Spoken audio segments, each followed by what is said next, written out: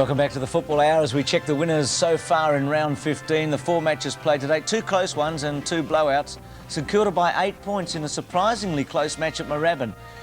West Coast surprisingly by 75 points. Not the fact they won, but the margin against Essendon at the MCG. In the upset of the round, Richmond by 3 points over Carlton at Waverley Park. And on Friday night, Adelaide won by plenty, 67 points over a hapless Sydney Swans at Football Park. The ladder. And the changes here, Fitzroy back into the 6, but when you look at that ladder, the top 5 are looking secure. You'd expect those top 5 teams to play in the major round, even though there are some very important matches coming up in the next few weeks. And it looks as if Carlton may be blowing their chance. They're just out of the 6 at the moment, Hawthorn, and Richmond has moved up to 11th, which is their highest position so far this season. As we go and have a look at some highlights from the matches to date, we go to Adelaide. There was Tunbridge trying to stop Bickley in his tracks. Here's Saliba, who was very impressive. Doesn't look much when he looks a bit like Gary McIntosh the way he plays, but probably finishes off a little better. And he made a most auspicious debut, and Star could have been born there on Friday night. Minton Connell was very good. He kicked 8 goals in a disappointing Sydney side, and well, he's found some form after that knee injury earlier in the year. Sumich had a lot of problems also earlier in the year, but hasn't he struck back? 5 against Hawthorn last week in a low-scoring game. And 11 goals, 8 yesterday. Mainwaring might have been a bit lucky to get away with this one. Just gave Thompson the old heave-ho and then went bang and kicked the sausage roll.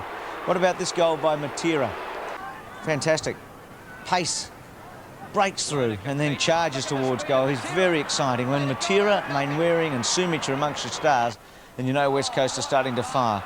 Ridley has been used in a lot of positions yesterday as a forward earlier last week, and then as a defender with that big mark. Kick it, this is a brilliant goal. He kicked 2 excellent goals yesterday, and they were few and far between for the Bombers.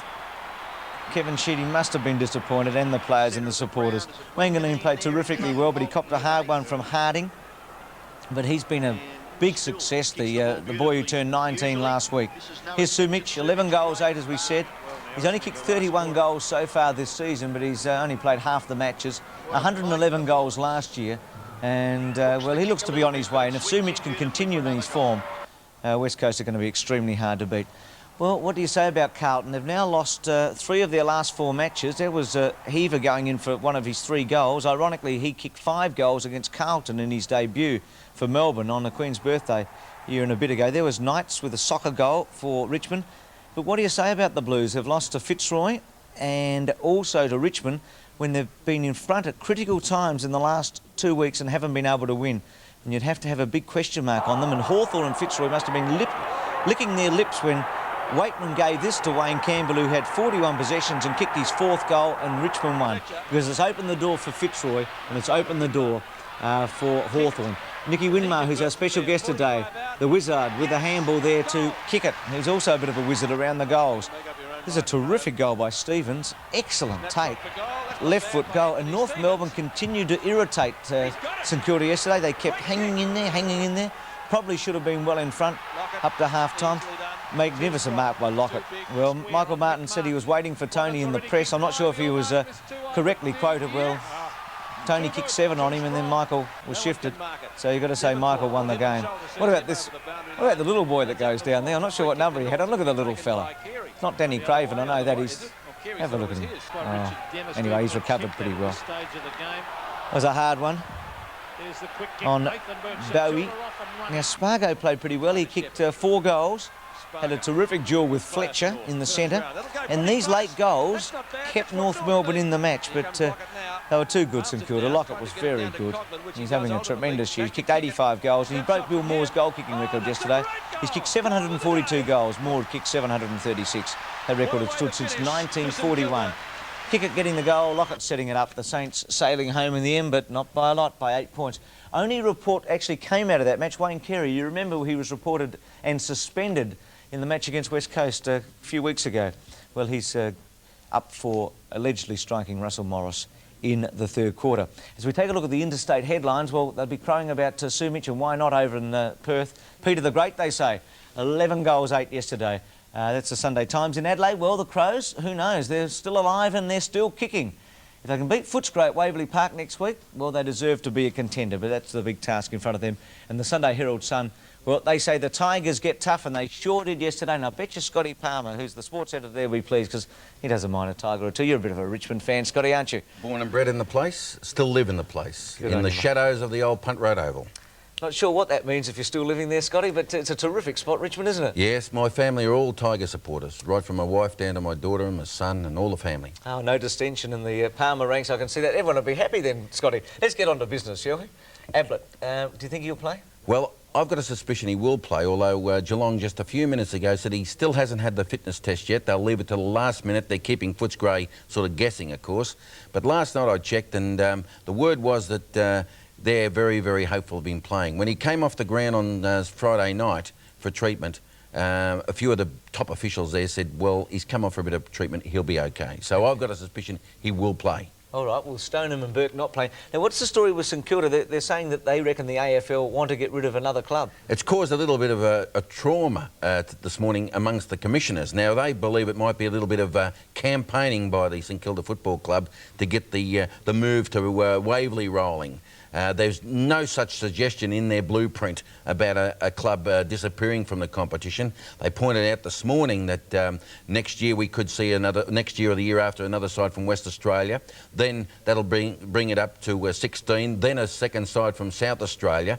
Who's to say that in the long run, one of the northern sides might, Brisbane or Sydney might disappear, bringing back to 16, so that'd be the competition.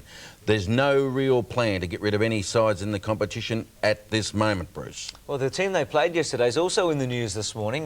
Neil Roberts, the Brownlow medalist, has written an article saying that Tim Watson and Ron Barassi could be both very heavily involved at North Melbourne. Tim in the capacity as coach, and Ron, chairman of selectors or chairman something? They're jumping up and down about the story too at North Melbourne. I spoke to Ron Casey, the chairman, just a few minutes ago, and he said that very, very premature. He said outrageous thinking to at this stage, but he said no, nothing has been done. But you know, obviously plans are looking.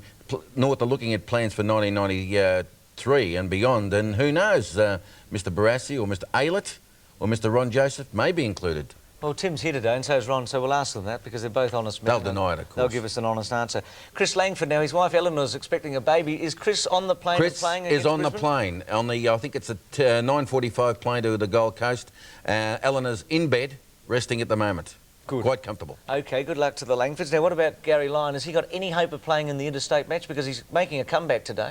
I believe that if Gary Lyon plays a good game against Fitzroy at the MCG today, Monday night could see him re-included into the States squad. Well, I know they take a lot of notice of you, Scotty, because you've helped pick the team throughout the year. Now, what about Richard Osborne? Do you think the state selectors believe they owe him something? He's come out in the paper and said, well, I should be picked. The chairman of selectors, was, Teddy Whitten, was very hostile over the headlines at the weekend. He said, we owe no player anything. He said, if they're picked, they're picked. And he said that when we named the squad, we didn't know whether Osborne was going to play. We probably thought he was still injured. He's got a few weeks to put his act together. If we consider it worthwhile, we'll pick him. But we owe nobody nothing, said Teddy. Said it that loudly? He did too. Oh, I bet you did, Scotty. Scotty, keep punching. You're off to Barcelona shortly, but you're still with us next week, right? Yeah, sure, Bruce. OK. Keep punching, Scotty. Good on you, mate. Thanks for all that, and we're looking forward to seeing whether Gary Ablett takes his place today. We'll take a break. We'll be asking Tim Watson and Ron Barassi those questions, and joining the other panel members after this.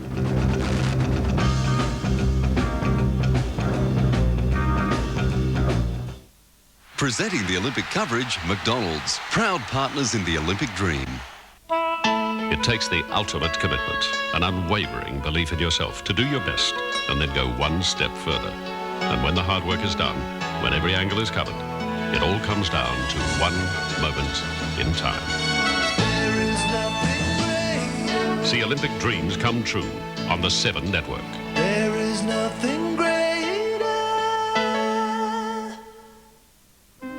In both the NRMA and Motor Magazine Awards, Mitsubishi recently won the important Best Family Sedan category with the new TR Magna. NRMA's road test engineer Bob Hudson justified selecting the Magna in a category previously dominated by Ford and Holden by saying the TR Magna imparted a feeling of class and solidity in the way it looked and drove that put it ahead of the pack.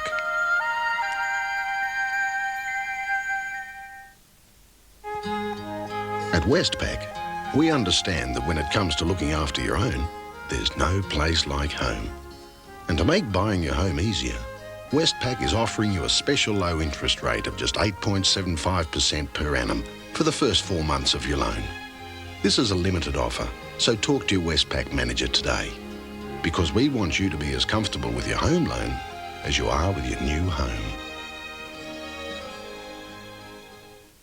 Alexander's winter sale is bigger than ever. Top quality menswear is going for half price. Business shirts $12.50, half price.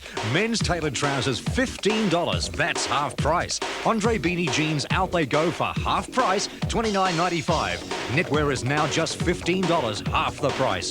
Chase outdoor business socks are $1.25, half price. Whatever you do, don't miss Alexander's winter sale. It's big. Alexander's, the look, the name, the price. SIO? It's true.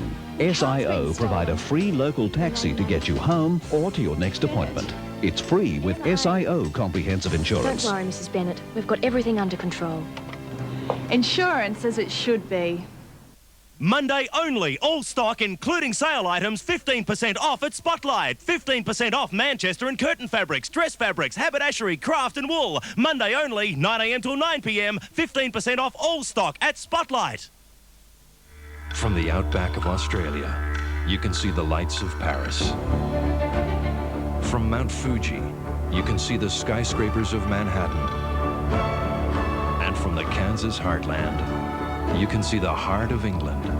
You can see it all on United, because our wings now span more than half the world. Come fly the airline that's uniting the world. Come fly the friendly skies.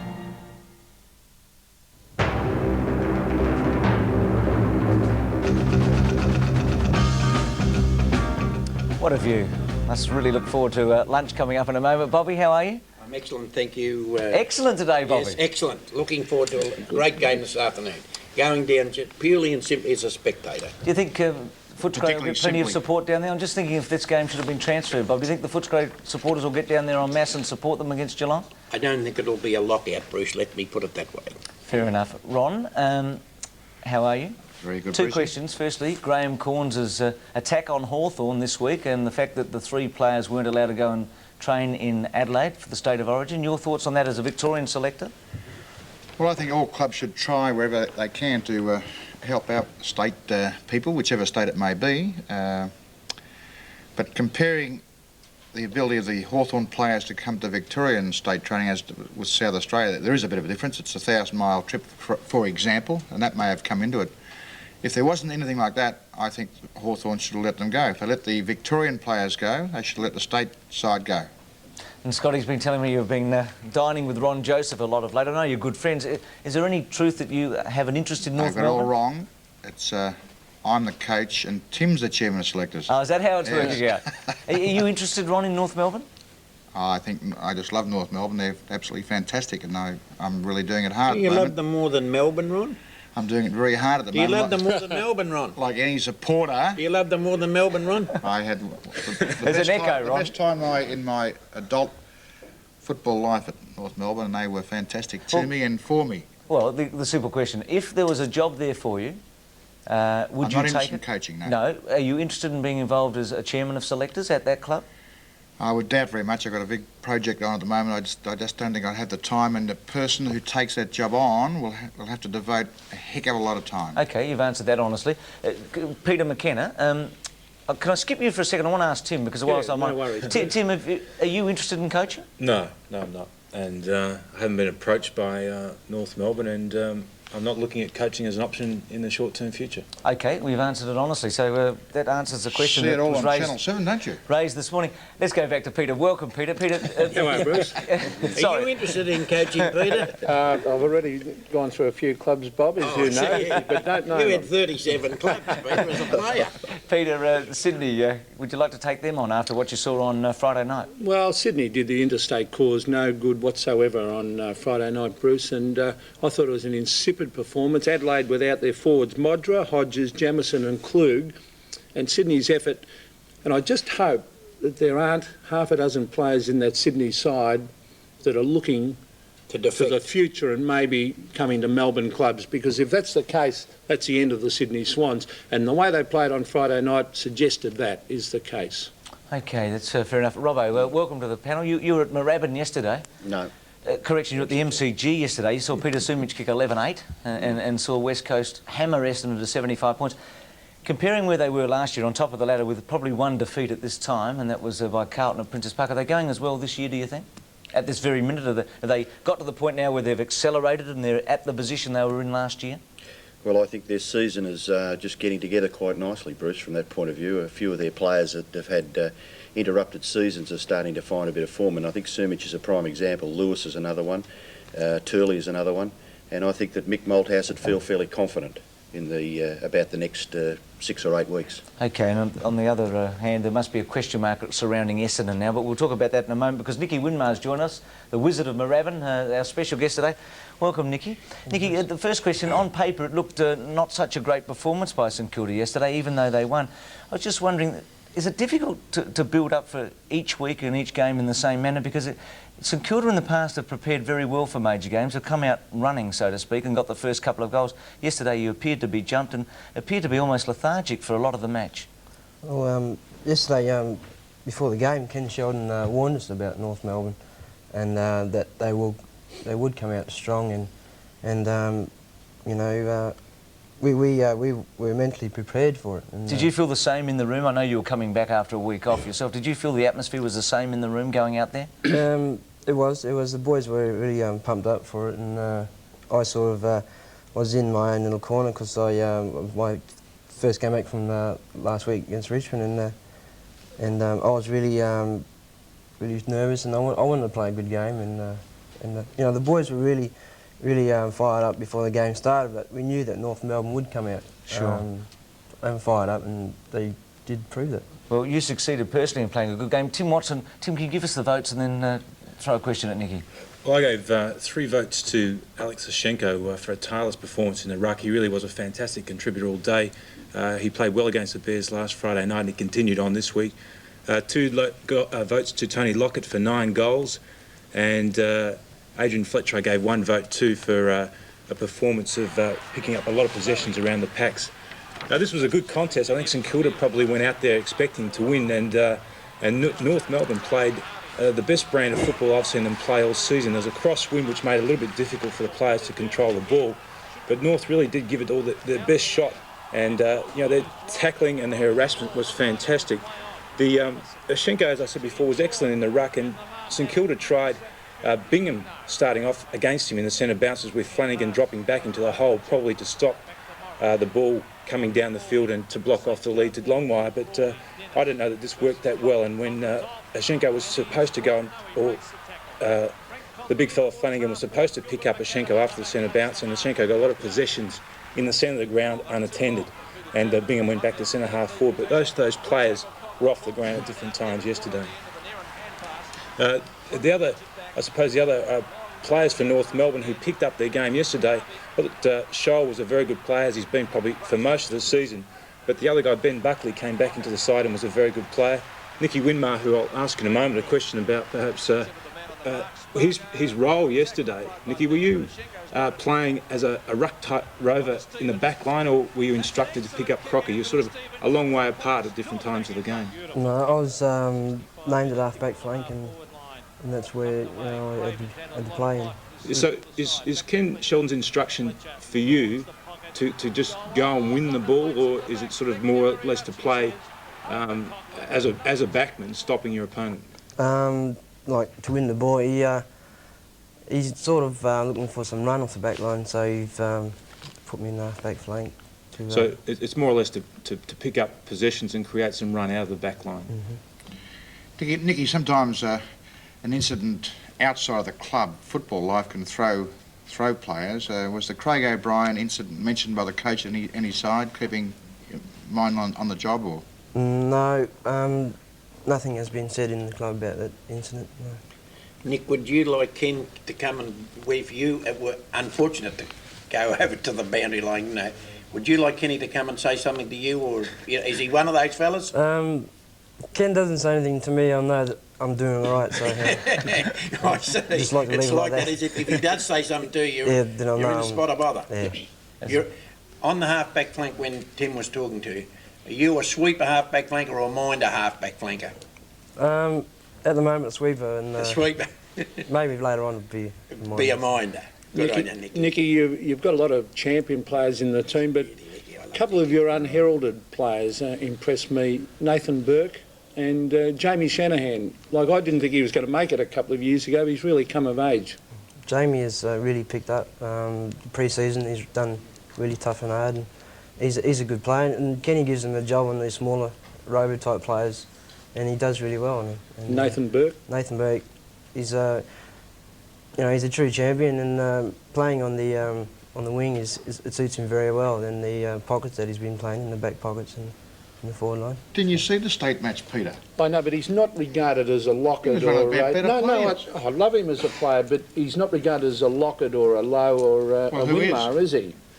I'm trying to give the bloke a rap right. I hope you are, because he deserves it. Can I ask you a question about the height factor of St Kilda? The last couple of years, you've had a terrific worker in Paul Harding, but now you've got two very tall players, Flanagan and Bingham.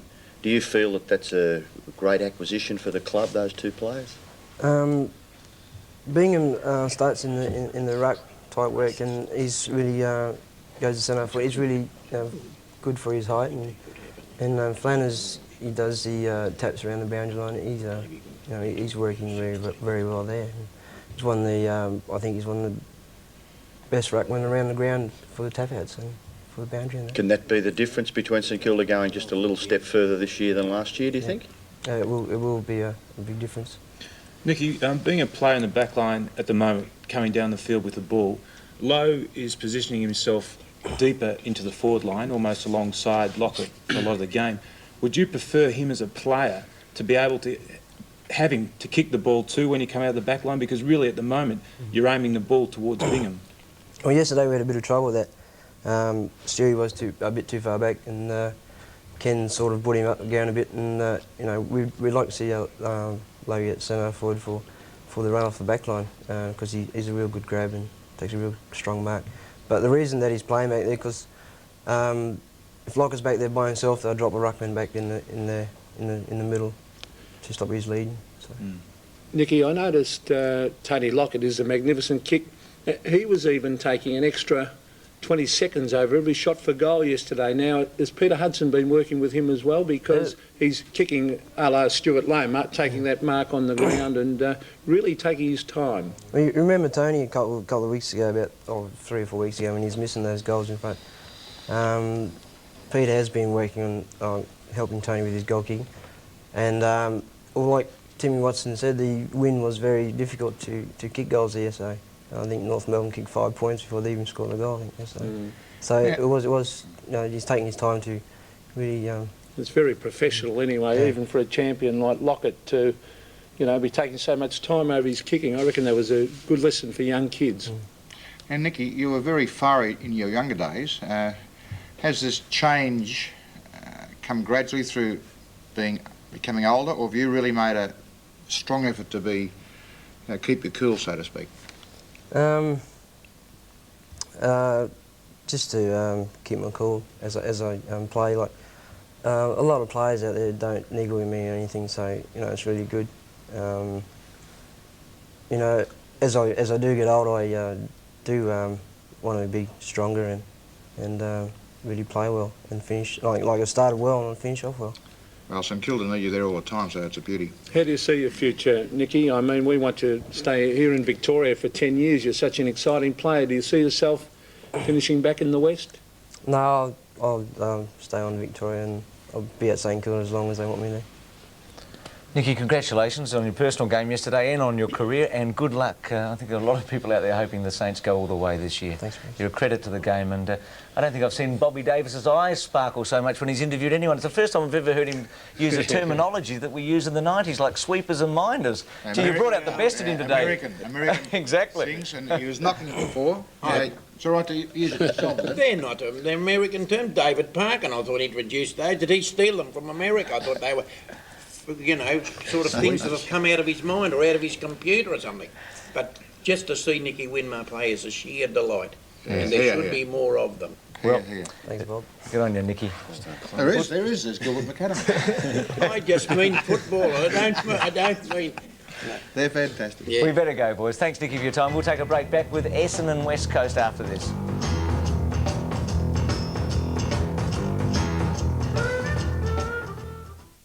He's the host who's always smiling. Because he's giving away a car.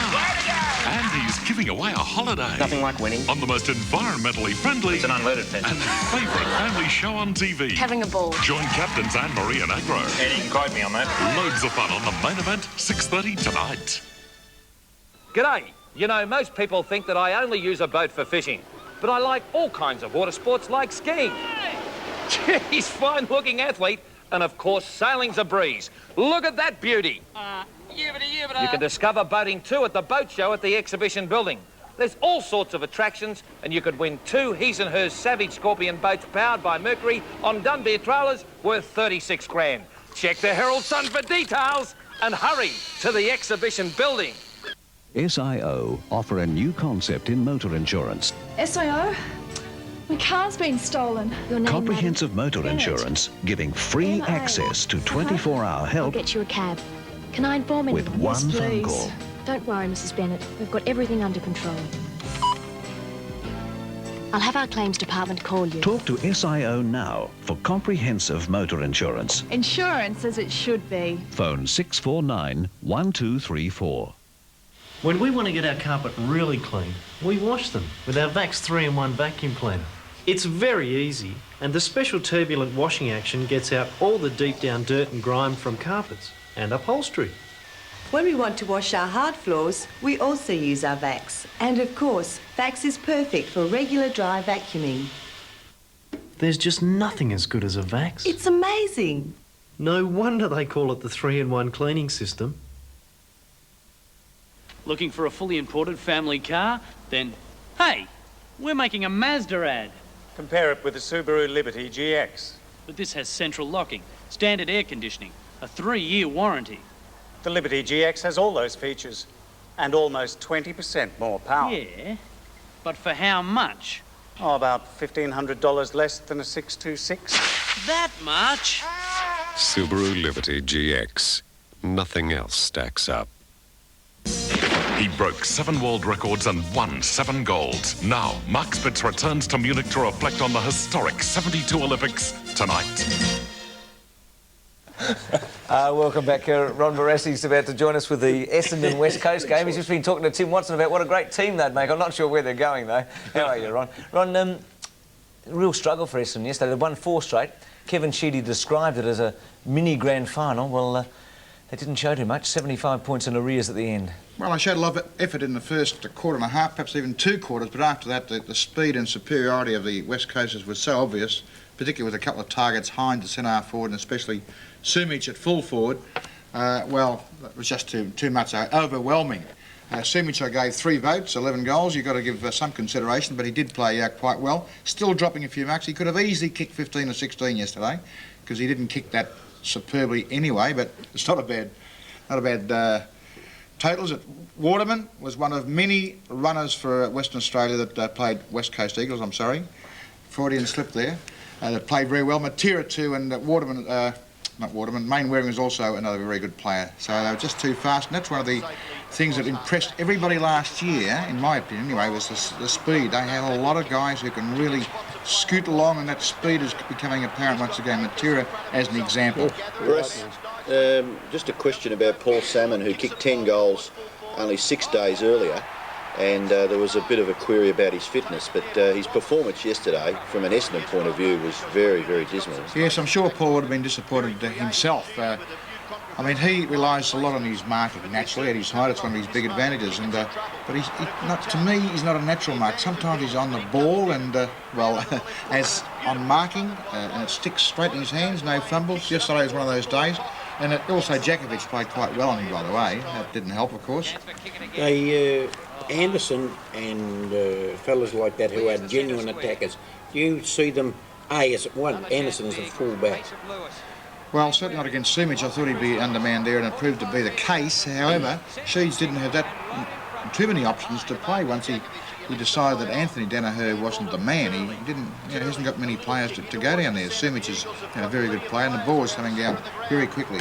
Ron Buick, probably one of Essendon's best 6 players, but I just feel when they get into the situation of a big game, a lot of sides take him out of the game far too easily. How'd he go yesterday? Well, again, he wasn't in it. He was kept under control quite a bit, and I quite agree with you there, although it's very hard. It's much easier for a tagger to succeed when everyone else is helping him out too. But it is a hurdle that he has to get over. Oh, definitely. Well, I think you're speaking from a position of inside knowledge. You've actually seen him. You're playing with him until last year, so I'd take your word on any Essendon situation over mine because you've actually been there. Getting back to Anderson, wouldn't it be the first thing to do would be to win the ball from the centre and force it forward for you rather than try and defend? I mean, Anderson really is a very creative, ball-gathering centre-line player. That's where he's historically created his reputation. Now, if you put him up around the middle, surely he's going to get the ball 30 times and force it forward for you, rather than stick him down the back and you're a man short around the centre then, aren't you? And the ball's going to keep coming down for Sumic to grab. Well, I think if Kevin Sheeter was here, he would probably agree with you there, the theory of it, but he was stuck yesterday. He wanted to shift Danaher away from Sumic, and there wasn't many options. Is there much difference between Anderson's situation and Winmar's situation that we were talking about a moment ago? And coming off coming off a halfback who's basically an attacking player, Winmar. I mean, Winmar's best position would be in the centre line, wouldn't it? Well, we saw it with the Kickett. I mean, Kickett went down and he's not a real defender, but he did take the ball out for Essendon a lot of times. But in the centre, he has driven it. I think there's a big difference about playing someone at the full-back line rather than across the half-back line. Yes. Exactly. Because Ron used to put champion wingmen on the half-back line, Robert Flower. And Keith Gregg. And, I mean, in a different way, Gavin Wanganeen's playing in the back pocket at the moment and made his name as a wingman. Well, a lot of football today, you set up your game in the back line. It's good to have playmakers back there, guys that do control the ball, guys that when they get the ball, it goes on to a teammate, and that's why a lot of sides are playing those guys in that position. I mean, why can't any player do well back or forward? The skills required today are nearly exactly the same at either end. Ron, what about the Eagles? Are they a definite threat now? We haven't said much about them. They look to be on track to be a definite. Yeah, very ominous. And this year, ominous, Ron. Ominous. And this year they haven't got a Hawthorn in full flight. Well, we don't know by the end of the season. I understand that, but Victorian honour at stake here, guys. No ruckman and no rover. Well, premiership's been won before without either. With not a devastating rover, and not a glad you mentioned the word scintillating or tall, effective ruckman. Can be done. Anything can be done. OK, well, they've won 6 out of their last 7 and they face Melbourne and Sydney at home in the next couple of weeks, so you'd fancy them there. Peter, let's get to the votes from Friday night. Adelaide, well, keeping alive a very slim chance they might have of playing off. Yes, and they're not far off being a very good side, Adelaide. They've got all their 4 really good forwards out at the moment, but, well, if they had those 4 players, it'd make a big difference. But they had a couple of makeshift forwards there on Friday night who did well. But with the votes, well, Simon Mitten-Connell can really hold his head up high to kick 8 goals in a losing side, and he chased the ball out to the wing and really fought for it. Matthew Liptak, I'm very impressed with this little player. He's a real goer and can kick goals. And we talk about some of the up-and-coming ruckmen in the competition. I reckon this guy is going to be the best ruckman in the competition within a couple of years, Sean Wren. He's got remarkable ability for such a young player, and he was terrific again on Friday night. There's Daryl Hart kicking that ball. Daryl Hart has been known in South Australia as a goal kicker, but he played on the back line on Friday night and played a terrific game and would have been in the votes, only he went off at three-quarter time. But a very disappointing effort as we see Brown kicking a goal, David Brown, but a disappointing effort by the Swans. Ben Hart, a young player. I think he's only 17. Oh, he's a stylish player. He's going to be a top player of the future. But there's Mitten-Connell. Look at him out in the half-forward line, bring it down. But they just didn't have enough go as the Swans. They had 3 or 4 top tries. And I'll tell you what, there's half a dozen blokes who should not be paid for Friday night. The Adelaide side have really starting to get a group of good youngsters for the future, aren't they? They really have got some good youngsters. Like when your first ruckman is Wren, you've got Jamison to come back into the side and Modra. as forwards. Young Ben Hart, who we mentioned. Saliba, who came on when McGuinness did his ham. See, there's another thing. Tony McGuinness did his hamstring early in the game. Swans couldn't even capitalise on that. Saliba was tremendous, and well, I don't know where he's been hiding all year, but he's a very talented player. Peter, we've discussed over the past month or so the perhaps demise of the so-called dinosaurs. When you see a guy like Sean Wren running around there and creative like he is, as a 6'5" or whatever, there's no doubt that there will always be a place in the game for the big, tall, talented player. But he's not just a tall tap ruckman. Very talented. Sean Wren is around the ground. He takes marks, gets in the right position, and when he misses it the first time, he butters up and goes and chases it. He was tremendous. And he's not a dinosaur, you're saying? He's not a dinosaur type, not just a tap ruckman. What's the classification He's just a talented, slow plod. He's very mobile. Sean Wren, very mobile. I think the symbolism of the dinosaur is that they're dead, and so is the type of player that it represents. But anyway, Bobby's coming up after this because we're going to have a look at the... No, Bobby's no dinosaur. We're going to have a look at the big upset of the round, Richmond and Carlton. Slow and plodding.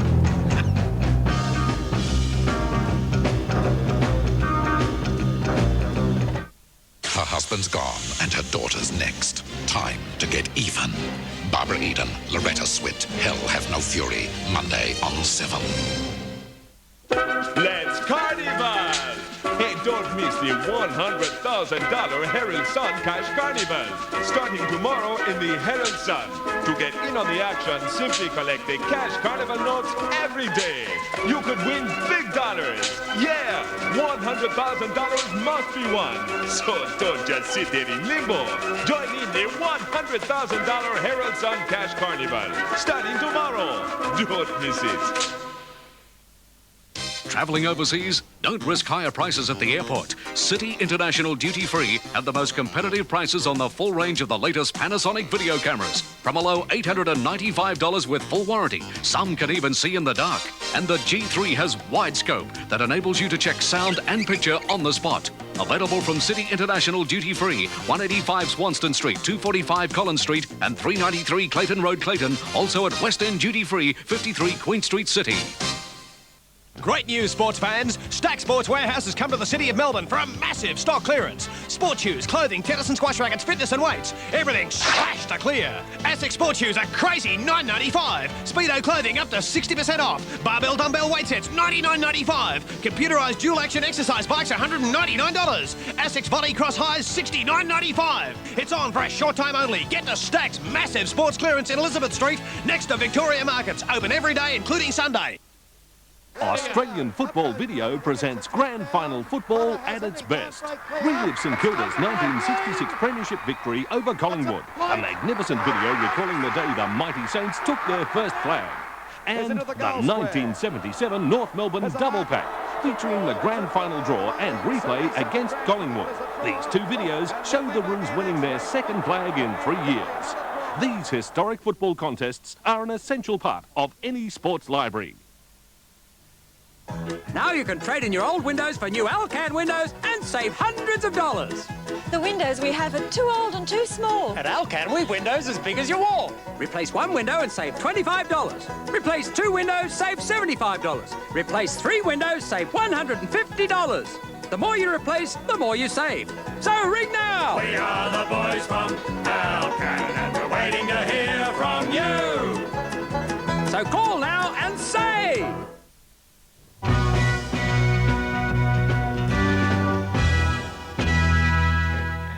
Welcome back to Sportsworld. Bob Davis went out to Waverley yesterday and he saw the upset of the round.